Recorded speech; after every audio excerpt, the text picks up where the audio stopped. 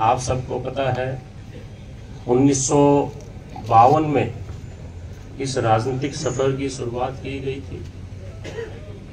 और उसमें आप में से भी बहुत सारे ऐसे साथी हैं, ऐसे परिवार हैं जो आज भी यहाँ उपस्थित हैं, जिन्होंने चौधरी साहब को शुरुआती जीवन में राजनीति के अंदर जब आए थे तो उसमें आप लोगों ने भी अपने कंधों का सहारा दिया था और ये सफर चलता गया। और उनके पूरे राजनीतिक जीवन में 4 बार ऐसे मौके उनके सामने भी आए कि जब किसी भी राजनीतिक दल के द्वारा उनकी टिकट काटी गई हो, परंतु आप सबका आशीर्वाद इस प्रकार से था कि कितनी भी विपदाएं आई, हर एक विपदा में, हर एक परेशानी में आप सब लोगों ने उनके हाथ को थामने का काम किया, उनको सहारा दिया और लगातार पूरी ताकत के साथ, पूरी शिद्दत के साथ आप सब लोग उनके साथ रहे और ये कारवां इसी प्रकार से बढ़ता चला गया। चाचा नरपेंद्र जी भी 96 में आप लोगों के बीच में आए, आप लोगों ने आशीर्वाद दिया और इसी प्रकार 2005 में इनको भी ये टिकट कटने का सामना करना पड़ा। 2006 में चाचा जी ने ये भाजपा 17 मई को शायद ये ज्वाइन उस वक्त की थी और तब से लेकर 2009 का चुनाव भी भारतीय जनता पार्टी में जब किसी प्रकार से भी भारतीय जनता पार्टी की चर्चाएं नहीं होती थी हरियाणा प्रदेश के अंदर, उस वक्त उस पार्टी का दामन थामा और 2009 के अंदर ये चुनाव भी लड़े।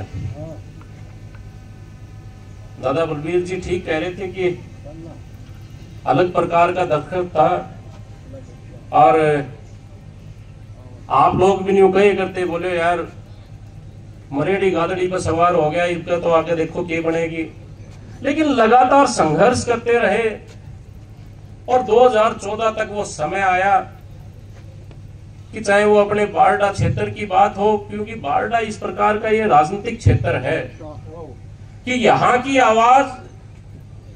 हरियाणा प्रदेश के कोने कोने में तो गूंजती है, पर इसके साथ साथ दिल्ली और चंडीगढ़ तक भी यहाँ की आवाज पहुंचती है। तो जो आप सब ने उस वक्त भारतीय जनता पार्टी की इस अलग को यहां जगाने का काम किया, उसका नतीजा ये रहा कि पहली दफा हरियाणा प्रदेश के अंदर भारतीय जनता पार्टी की सरकार 2014 में बनी और ये मेरे लिए भी गर्व का क्षण था कि सबसे छोटी आयु में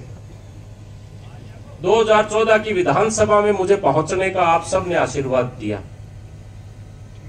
2019 का चुनाव आया, 2019 के चुनाव में भारतीय जनता पार्टी की टिकट पे हमने फिर से चुनाव लड़ा। उससे पहले आंदोलन की 16 का हमने देखा,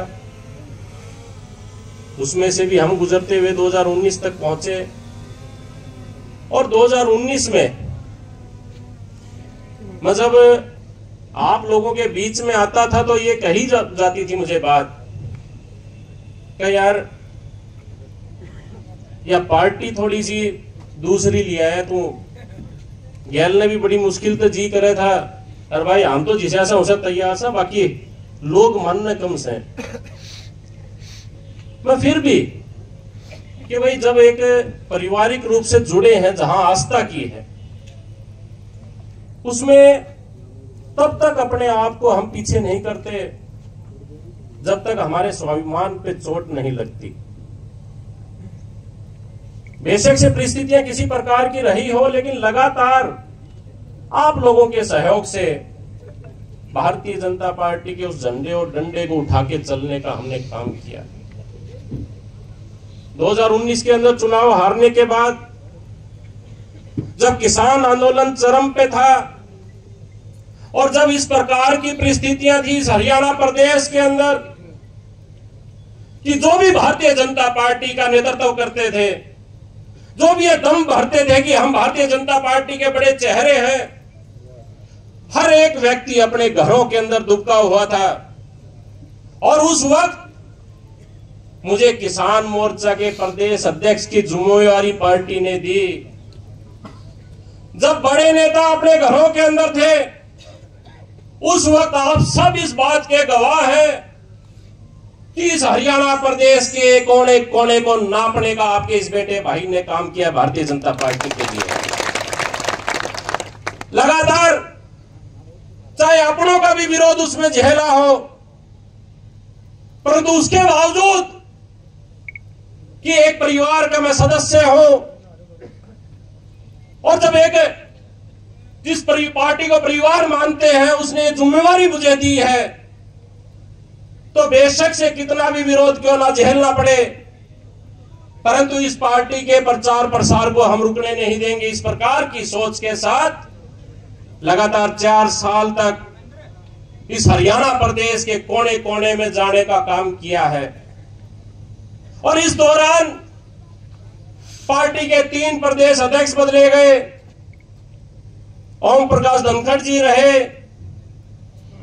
नायब सैनी जी उसके बाद प्रदेश अध्यक्ष बने, और उसके बाद मोहनलाल बड़ोली जी के हाथ में कमान आई।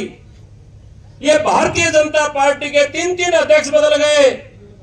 परंतु आपके बेटे भाई के पास वही जिम्मेवारी किसान मोर्चा के लगातार रही। वो इसलिए रही कि पार्टी की नीतियों को एक एक व्यक्ति तक पहुंचाने का पूरे प्रदेश में काम किया, ईमानदारी से काम किया। और साथियों, ये 2.5 महीने पहले जो भी शीर्ष नेतृत्व है, मैं सबके पास गया।